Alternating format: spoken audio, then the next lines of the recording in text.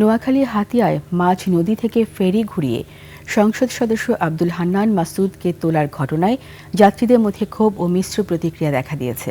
গতকাল বিকেলে নির্ধারিত সময় অনুযায়ী ফেরিটি যাত্রী ও মালবাহী যানবাহন নিয়ে যাত্রা করে। প্রায় 10 মিনিট পর ফেরিটি পুনরায় চেয়ারম্যান ঘাটে ফিরে আসে।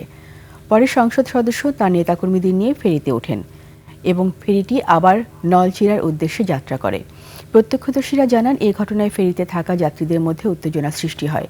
হাট ইজারাদারের প্রতিনিধি জানায়, ফেরি ছাড়ার কিছুক্ষণ পরে সেটিকে ফিরিয়ে আনা হয় সংসদ সদস্যকে তোলার জন্য।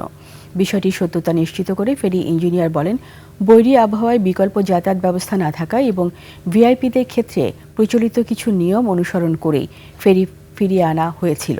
তবে এ বিষয়ে সংসদ সদস্য আব্দুল হান্নান মাসুদ কোনো বক্তব্য করতে রাজি হননি।